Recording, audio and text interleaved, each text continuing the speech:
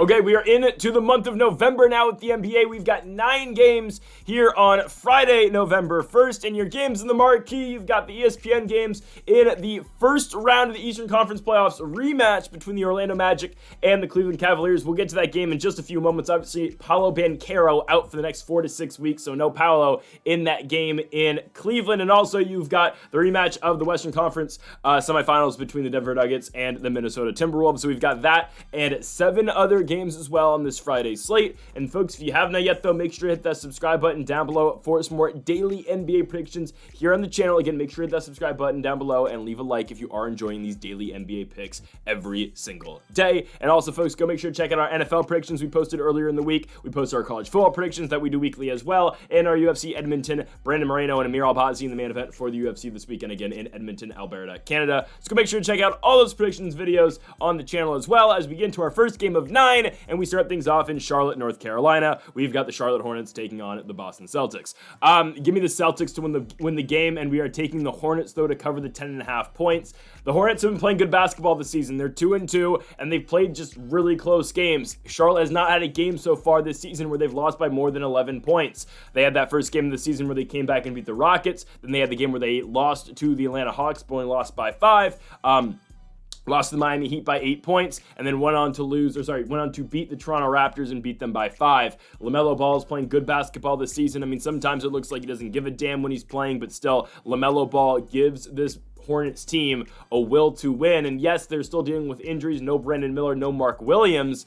But the Hornets, I think, should be competitive enough in this game. And taking on a Celtics team that is in the midst of a road trip now. They've got back-to-back games against the Hornets. We're going to see them again tomorrow on Saturday. But you got Indiana, the game that they just lost, their first loss of the season. The Pacers got them in overtime by 3. Again, it was a game that the Celtics came back from a huge deficit in and ended up, again, pushing that game into overtime. But the Pacers eventually, of course, ended up winning that one in OT. But it's the start of a road trip for Boston. They've got back-to-back games in Charlotte. Then they got a game against the Hawks next Monday. I feel like, again, I think the Hornets are able to catch them here. Don't get me wrong.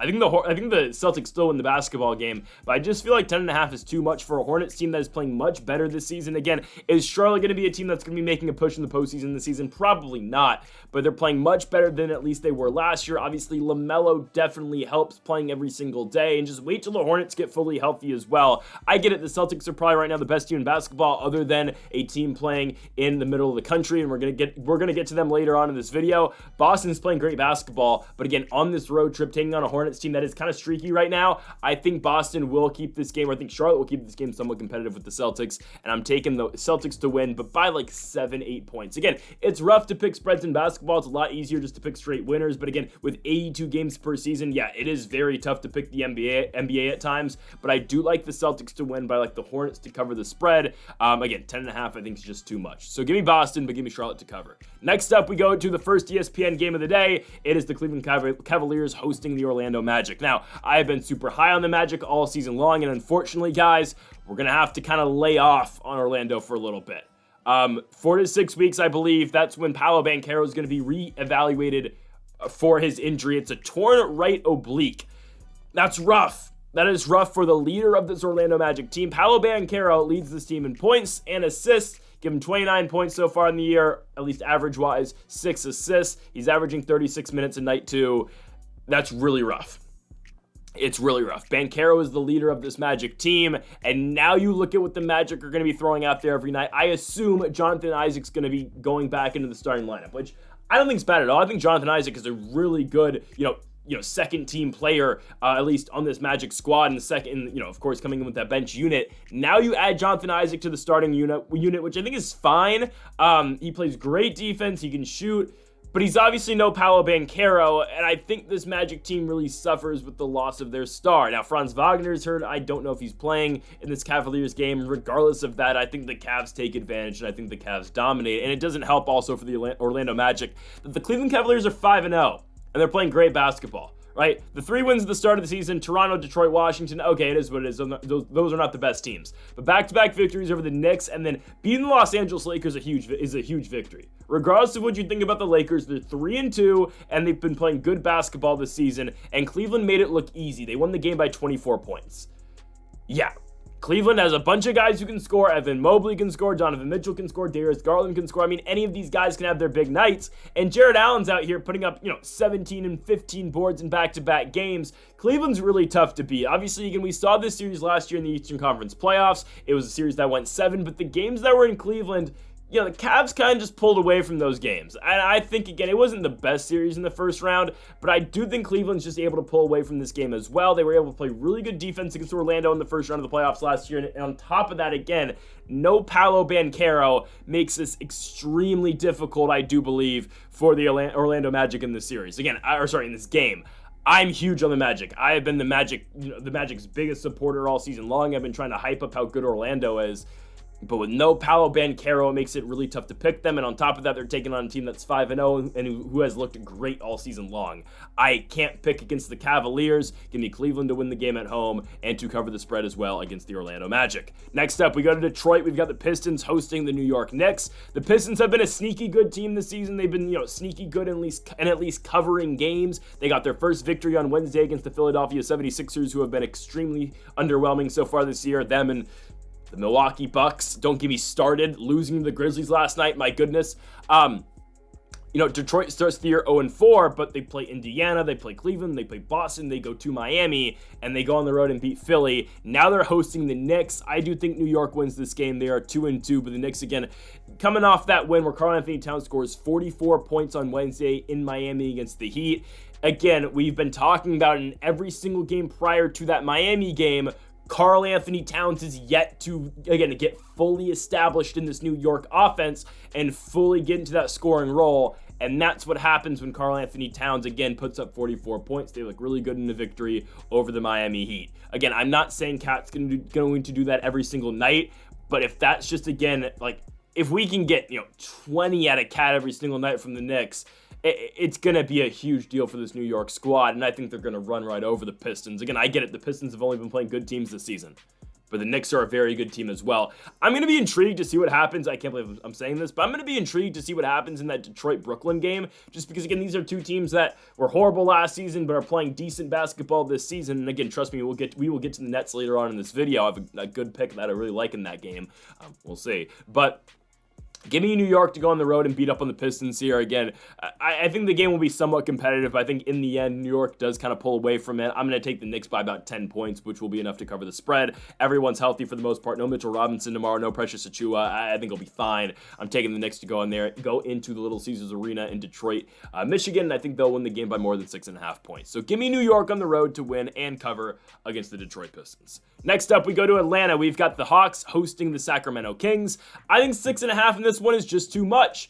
The Kings, have looked better in their second two games in the season. Obviously lost back-to-back games against very good basketball teams to start the year in the Timberwolves and the Lakers, but back-to-back victories over two lowly squads in the Portland Trailblazers and the Utah Jazz. And I've said it, I've been on record saying it, I think the Sacramento Kings are great. I really think they are. I really like what the Kings have been putting together so far this season. I think this is a nasty starting lineup. And again, I think the Kings are down the stretch really only going to struggle with the elite teams in the NBA. And that's not to say that the Kings aren't going to beat these good teams as well. Again, their only losses this season are Minnesota and Los Angeles, two top 5 teams in the Western Conference. And yes, I'm putting the Sacramento Kings in the top 5 teams in the Western Conference as well. They'll be going on the road to Atlanta. Again, I've been high on the Hawks all season long. Now, I get it. They lost back-to-back games against the Washington Wizards, which makes it really tough for me to pick them. But I do think the Hawks play really good basketball at home. I think they play, a lot better at home than what they do on the road, especially just what we can see out their first 5 games of the season. Again, a win at home against Brooklyn. I get it. It's Brooklyn, but the Nets have been playing good basketball this season. They beat them by 4. They beat Charlotte by 5, who's been good this year as well. And then their loss, yes, the Wizards, was by 2 points, but that game was at home. Again, they lost it by 2. They're getting 6.5 at home against the Kings. Don't get me wrong. The Kings are the much better basketball team. It's really dependent on how Trae Young plays. I mean, Trae's been really good for the Hawks this season. And again, if he can continue to produce for this Hawks team as well, he is going to be a bona fide all-star, maybe an all-star starter. I don't know why I said maybe, but he will be an all-star starter if Trae Young continues to produce the way he's doing right now. I mean, look at the numbers that Trae Young so far this season. He's averaging 28 and 12, and those assist numbers are only going to continue to go up. Trae Young's an elite point guard in the NBA, man. He just doesn't get the respect he deserves. I think Sacramento wins this game, but I do think Atlanta keeps it close. With this game, of course, being in Atlanta, Georgia, I think the Hawks are able to keep the game competitive, but I do think in the end Sacramento wins it, but I think it will be a very close game until, again, the Kings kind of pull away at the end of it. Give me Sacramento to win, but I don't think they cover the 6.5. Again, I think this is a game that goes right down to the wire, and the Kings win it by 3 or 4 at the very end of it. So give me Sacramento to win, but give me Atlanta to cover. I just like how the Hawks play at home, but, in the end, I think Sacramento's the better team, and I do think the Kings will straight up win the game. Let's go on to our next one here. We go to Brooklyn. We've got the Nets taking on the Chicago Bulls. And guys, I really like the Bulls tonight. I do. I told you at the beginning of the season, I like the Bulls this season. They're 3-2, and their losses are the Pelicans. Okay, the Pelicans have screwed us all season long, and I have a gripe. I have a bone to pick with the New Orleans Pelicans. It's just, they piss me off. Anyways, the Bulls' losses are the Pels, and the best team in basketball right now, the Oklahoma City Thunder. Other than that, they beat Milwaukee, which doesn't look all that great anymore, but they beat Memphis on the road, and they're coming off a win over the Orlando Magic as well. Guys, the Bulls are good. This is a really good unit. I think they really improved with that Josh Giddey trade. I like Giddey a lot as a ball player, man. I mean, Giddey really excels in that ball facilitator, or that facilitator and ball handler role for Chicago. He's averaging 6 assists a game so far for the Bulls, and he's putting up 15 points a game as well. I mean, he's barely missed from beyond the arc this season. I really like what Giddey's been doing. Zach LaVine, again, is showing why he deserves every single penny of that contract Chicago's paying him. And Vucevic is doing a great job down low. And I haven't even mentioned Kobe White yet, who's been playing the 2 for Chicago as well. I think the Bulls match up really well with the Brooklyn Nets. Now, I don't know what voodoo magic's going on at the Barclays Center and how Cam Thomas, I understand how Cam Thomas is doing his thing. How the hell is Dennis Schroeder averaging 25 points a game? I don't understand. He's averaging 25 and 8. Again, shout out to Dennis Schroeder, but how is this happening? I don't know, guys. I don't know how it's happening. I mean, Schroeder wants to smoke with everyone. He wants to smoke with fans. He wants to smoke with Pat Connaughton. I don't know. But good for Schroeder, good for the Nets. Guys, this Linsanity run has to end eventually. It just does. The Bulls are the better team. I mean, just when you match these teams up, guys, the Nets are starting who? They're starting Schroeder, Cam Thomas, Cameron Johnson, DFS, and Nick Claxton. The Bulls just have the better starting 5. You look at what the Bulls are putting out there. Giddey, White, LaVine, Patrick Williams, Vooch. You look off the bench, sure, Lonzo's going to be out for an extended period of time, but I do think the Bulls are the better team. On paper, I like Chicago a lot. Again, this Brooklyn Nets voodoo magic has to come to an end eventually, and I'm going to continue to fade the Brooklyn Nets until this voodoo magic ends. I get it. They're coming off that victory over the Grizzlies, and the Grizzlies beat the Bucks. The Bucks suck. So give me Chicago to win this game, and the Nets beat the Bucks too. That's the game I realized how bad the Milwaukee Bucks are. And there's a reason Giannis wants out. I don't know where he goes. Maybe he goes to Brooklyn. I've been seeing rumblings about that. But give me the Bulls to win the game. They're just the better team. I love what this team has been doing, especially with their starting 5. Again, you're getting 4 guys who are really, I'm not trying to single out Patrick Williams here, but you're getting 4 guys who are really producing for this Bulls team in Giddey, Vucevic, in Zach LaVine, and in Kobe White as well. I like what the Bulls are doing. Again, I think, we're going to see a matchup probably. We're going to see Schroeder probably on Kobe White. We're probably going to see LaVine against Cam Thomas. We'll see how that works. I like what the Bulls are going to be able to do. I like them as dogs in the road here, plus 105. Guys, watch out for Chicago this season. They're a sneaky good team. Give me the Bulls to win this game, and obviously they're going to cover the 1.5 as well. We go on to our next one here. We go up to Toronto for the Toronto Raptors and the Los Angeles Lakers. Now, the Lakers started the season 3-0. They're now 3-2. Same record like they had last year with Darvin Ham. That's fine. Guys, they've just been playing really good teams. I will remain on my point that the Los Angeles Lakers are a very good team who is going to be in contention to win a world championship this year. They are, okay? They played 5 really good teams to start the season. They played the Timberwolves, they played the Suns twice, they played a good Kings team, they played a team that's, in the Cleveland Cavaliers, who might be the second best team in the Eastern Conference right now, or maybe even the best team in the Eastern Conference, at least through 5 games, okay? The Lakers are going to play the Raptors. The Raptors are absolutely atrocious. They're 1-4. Their only win is that win over Philly. Philly's absolutely atrocious with no Paul George and no Joel Embiid. The Raptors are coming off a loss 2 nights ago where they gave up 138 points to the Charlotte Hornets. Sure, they scored 133 too, but still, They lost the Nuggets the night before that by 2 points in overtime. I think the Raptors are going to be decent. They're dealing with injuries. No Scotty Barnes in this game against the Lakers. No Emmanuel Quickley. No Bruce Brown. No Kelly Olynyk. No Jacoby Walter. Obviously, Walter and Olynyk have been out for a while. Same with Bruce Brown. But no Quickley. No Barnes. You're going to see a Davion Mitchell, Grady Dick, RJ Barrett, Chris Boucher, and Jakob Poeltl. Starting 5. Guys, I rarely bet spreads on basketball. I just try to find value with the money line. I'm considering taking Lakers 8.5 here. The problem with the Lakers is they just never kind of rise to occasions at points. But hey, JJ Redick's in town now. And will the Lakers finally blow out and completely put a team out of their misery that they're supposed to? We're about to find out. I think it's a risky bet, Lakers minus 8.5. But if they're ever going to do it, it's going to be right now. This is a team they should absolutely destroy. Guys, the Lakers are the best player in basketball right now, and his name is Anthony Davis. Anthony Davis is the best player in the sport. He's going to continue to dominate. Look what AD's been doing this season. I get it. Off night in Cleveland, whatever. AD's still averaging 31 and 12. He's the best player in the game. He's going to win the MVP this season. That's how good Anthony Davis is. It is officially Anthony Davis's team. And yes, LeBron is going to have his nights as well, but it's going to be in help of what Anthony Davis does out there on the court. Give me the Lakers to dominate. This game should not be close. This game should be over in the third quarter. The Lakers should win it by 20 points. I don't know about taking 8.5 though, because again, you can always get a backdoor cover with the Raptors. How are the Raptors going to stay competitive in this game with the Lakers? I don't know. But again, the Lakers do kind of just, they're the Lakers. They have their games. I'm taking, though, Los Angeles to absolutely dominate this one, and I think they will cover the spread as well. 8.5, yeah, that should be free, but we'll see. Next up, we go on to New Orleans. We've got the Pelicans taking on the Indiana Pacers. I am never taking the New Orleans Pelicans until further notice, until I see a spot where I really think the Pelicans can win. We are not taking the New Orleans Pelicans. Guys, this is the road we've been on with the New Orleans Pelicans. We take the Bulls to cover the first game last week. Okay, we don't get it. It's fine. But, without Zion, the Pelicans look great. We take them to cover against Portland. They don't do it. We say, you know what? They're playing Portland again. No way. They just win by 2 points again. They're going to win and they're going to cover. They don't. They lose by 20 points. So we say, you know what? They're going to Golden State. No Steph Curry. No DeAnthony Melton.